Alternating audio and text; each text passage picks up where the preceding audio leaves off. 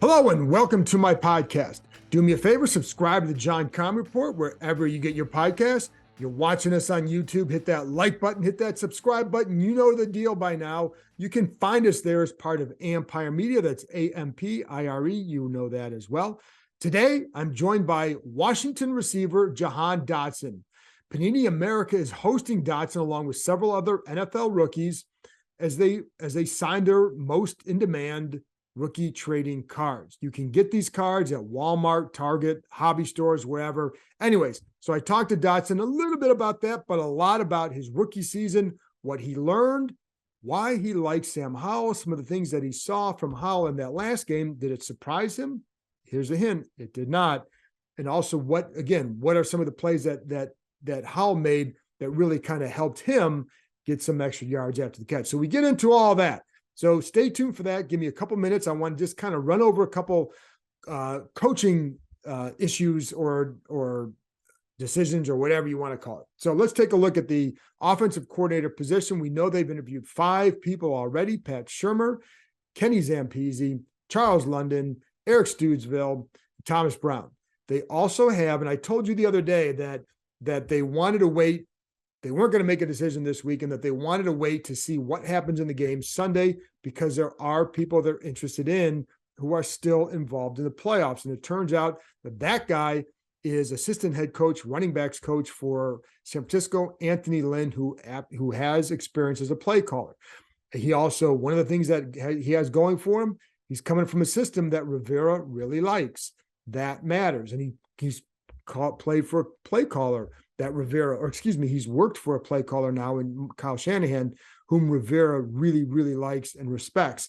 And they run a lot of the stuff that they want to see here, especially like, how do you get Deebo Samuel, Christian McCaffrey? Well, you can transfer that to Curtis Samuel and Anthony Gibson, Jahan Dotson. How do you get those guys the ball in very favorable positions to do something with it after the catch? That's what they want to see more of here this year. So where the system he's coming from matters. And so that's why I think Lynn is the guy that they are interested in. I was told they have not yet put in the formal request for Lynn, but that is just really a formality. That's something that would happen. But again, they're going to wait until they don't want anything to happen before the 49ers are either eliminated or certainly before Sunday's game. So that's why they're in a wait and see what happens with him. I don't know if anybody else alive in the playoffs is still on the radar, but Anthony Lynn certainly is. As far as Chris Harris, their secondary coach, who is leaving to either go join Tennessee as an assistant head coach and in charge of the secondary, or to go become a defensive coordinator somewhere else. I was told that they're going to replace Harris from within. One reason why they clearly liked him as a coach, but what they didn't want to do is they have 3 guys who really worked with that secondary, and Harris is one of them, and they want to kind of keep them at the same levels. So Harris was in charge of the corners and as well as the third down coverages. You had Richard Rodgers, who was in charge of the safeties. Then he was also in charge of, and I wrote this down, he was in charge of first and second downs and play action. Then you had Brett Vesselmeyer, who was in charge of the nickels as well as the red zone stuff. And you have a defensive quality control coach in Christian Garcia, who did the 2-minute stuff as well. So like I said, they'll promote from within. And if that's the case, look for Garcia to have perhaps end up in that position. If they do indeed stay with that mindset about promoting from within, because I think that Garcia is a guy that they really like as an up-and-comer as a coach. So there you go. That's why they're going to go that route. Anyway, that's it for the coaching stuff. Nothing more to add. So let's get to my conversation with Washington receiver Jahan Dotson. But Jahan, appreciate you joining me. And I'm going to get to your work for Panini in a few minutes. I want to start off, though, with just you kind of taking a look back. You've had a few weeks now to look back at your rookie season. What kind of things stand out to you when you look back on your season? Yeah, it was a big learning experience. I keep telling everyone, going into the season, I never expected to get hurt. But I feel like, God works in mysterious ways, and I was super thankful just to have the opportunity to be able to take a step back away from the game, and it made me really appreciate the game even more, and just my level of understanding for what we're doing, trying to accomplish as an offense, definitely enhanced. And it was why I was able to just finish the season on a good note. And you talk about your deepening your appreciation of the game. Like how so? What did it when you're sitting out like that? What does it make you realize? Yeah, it makes you realize like I really dived into what the quarterbacks were doing on each and every play and how much timing in the NFL really means a lot. In college, you have your quarterback pretty much waiting for you all the time. Right. And NFL, you can't do that. Guys are rushing the passers, some of the most athletic guys in the world.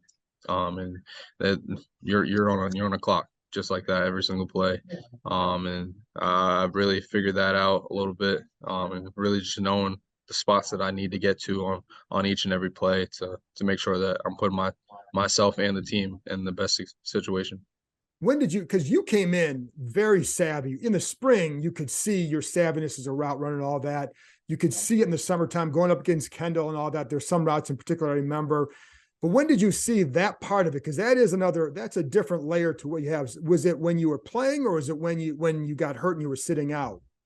Yeah, I've always been a pretty savvy receiver, Right. knowing how to just find little weak spots in the defense.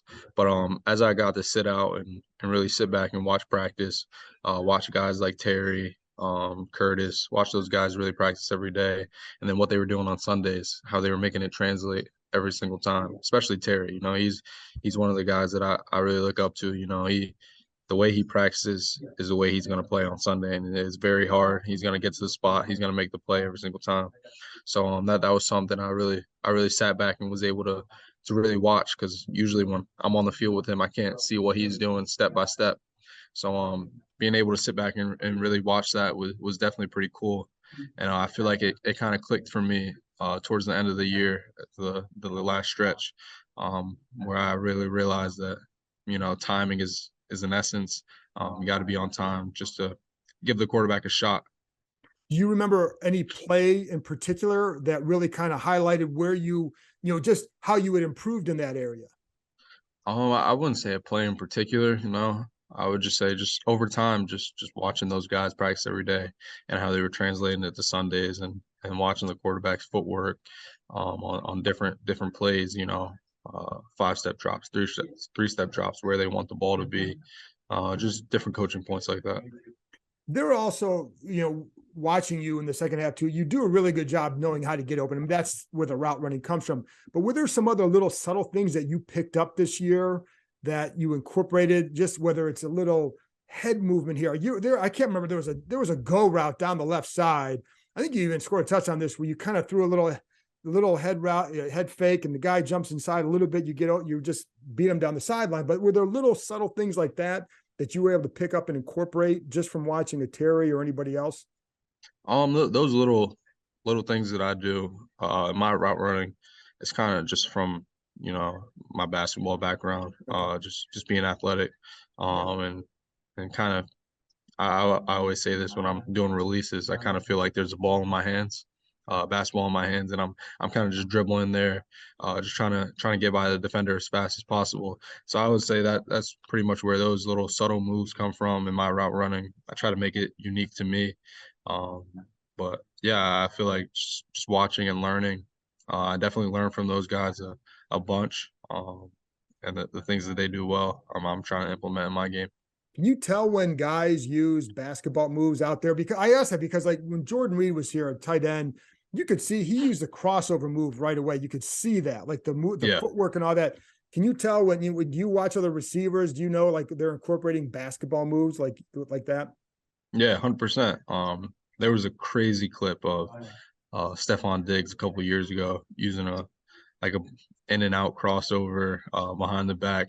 And it's pretty cool to see that, coming from a basketball background like I have myself, and just seeing how you can use that on Sundays in the game against professionals, and it works. So it's definitely pretty cool to see guys around the league doing stuff like that.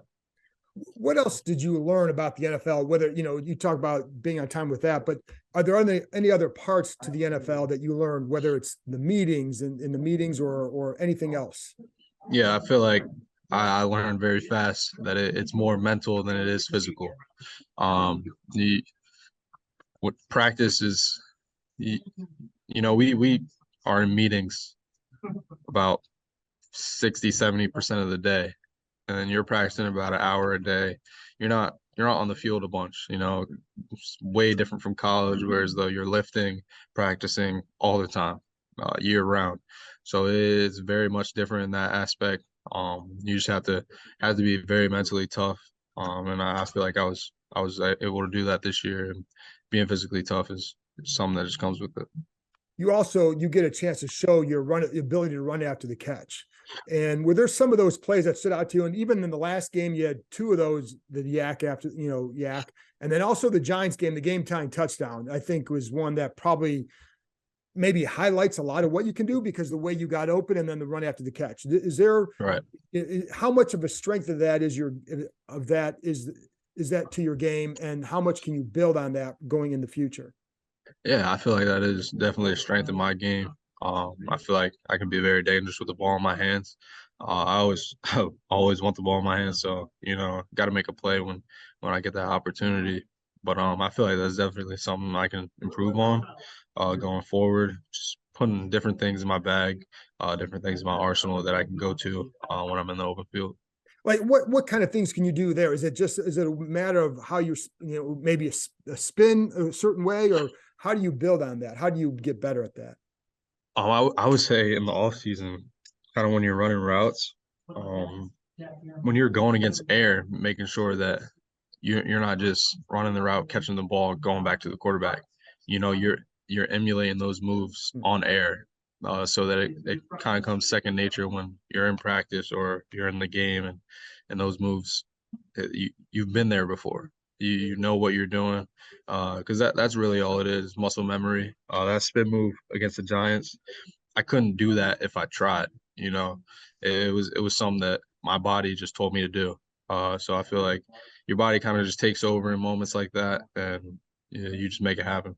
And by the way, on that one, you also threw a hesitation move at him too. Right, right. Going back to the basketball stuff. Exactly. Yeah. So, what are your plans then for the offseason? What, in terms of working out, do you have plans to work out with anybody in particular? Yeah. I've been talking to a lot of guys from Penn State, just seeing where they're training, because working out with those guys, they push me like no one else. So seeing where those guys are going to be training, hopefully link up with some of the former teammates, and then I'm really just trying to get my body back to 100%.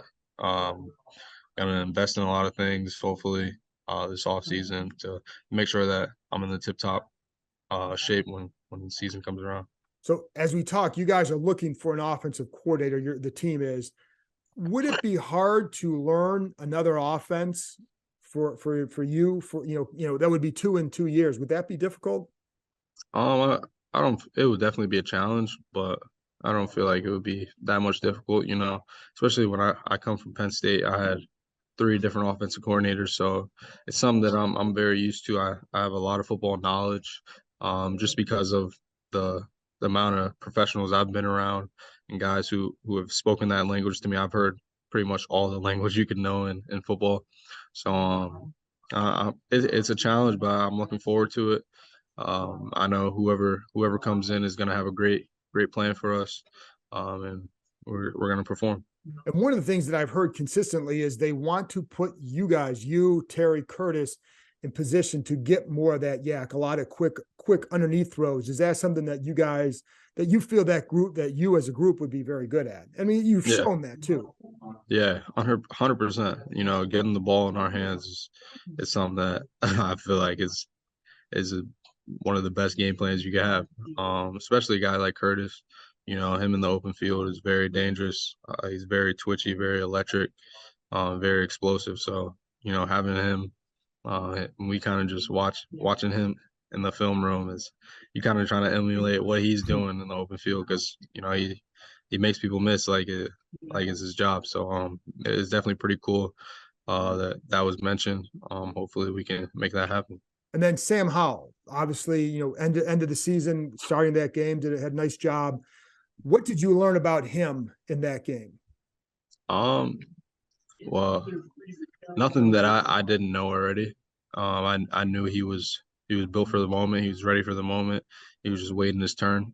And you guys finally got to see it. The world finally got to see it. He's going to be a great quarterback for us. He works his butt off every single day, no matter if he's third, second, or first on the depth chart. He's going to come in and put in the work, and just extremely thankful to have him on our team. What you had a couple catches from him that got the yards after the catch too. What stood out about those plays? You had the one where you the little comeback, and then one I think it was on a slant as well. Yeah. The one on the 10-yard curl, he put the ball exactly where it needs to be, and he's the reason I was able to turn up and get the yards after catch. I obviously I got open, created a little bit of separation, but the ball placement is the reason I was able to turn up on the sideline and get that extra 7 to 10 yards for our team. That's huge. And then the slant across the middle, put it right in stride, right exactly where it needed to be. And I was able to just create for our team. He's got a good arm, but he also seems to throw a very catchable ball. Yeah, 100%. So what does that say about him as a quarterback? Yeah, the arm talent we all knew he had. It was just a matter of getting in those situations. You can't really practice game like situations that much. When you get out there, like I said, your body kind of takes over sometimes. But he performed very well in his first start, and led us to a big victory to end off the season. So I'm very excited for him. Last question on him, then I'm going to ask you about your work for Panini. So with Sam, then going forward, how comfortable are you with him if he goes, hey, if they say he's the starter? Yeah, I'm extremely comfortable with him. Coming in from what was it, rookie minicamp to week 17, week 18. We just grew week by week by week. I didn't get a lot of reps with him during the season, but in preseason he was able to get reps with us. So I'm pretty familiar with where he wants the ball, how he throws the ball, and I'm extremely excited for him. Like I said, it's a big opportunity for him, and I know he's going to work his butt off just to be able to put himself in the best predicament possible. So, and what are you doing with Panini today? Yeah. So the rookies are here at the Panini rookie closeout. Basically just signing the last of our rookie trading cards. And so were you a card collector as a kid? I was not. No. I mean, you're not. No. Did you collect anything? Or you're a video game guy. Yeah, I'm a video game guy, but I collected footballs, basketballs, anything I could find. Any type of sports thing, I was collecting it. But I was never really into trading cards. I was more outside, playing football, playing any type of sport. But how did it feel when you see yourself on one of the Panini rookie cards? How does that feel? Yeah, it's definitely pretty cool, because a lot of people buy these things. They're just a little trading card, but it's very valuable to a lot of people. So being able to know that my signature and my picture on a little card can mean so much to someone is definitely pretty cool. You check it out. You go back and look at the back and everything, or yeah, for sure. Okay, very cool. Jahan, I appreciate your time and good luck. You got any thoughts on the games this weekend? Who do you like? I don't know who I'm liking this weekend. That's tough. I think I'm gonna go for the NFC. Keep it in the NFCs. Hope Philly pulls it out. That's very hard for me to say because I do not like Philly fans. So that's very tough. You have that, yeah. They're kind of an unruly bunch a little bit. So yeah. But that's a hell of a team they got. Both those defenses. Sure. So it should be a lot of fun. Jahan, I appreciate your time, man. Have a good offseason. Absolutely. Thank you.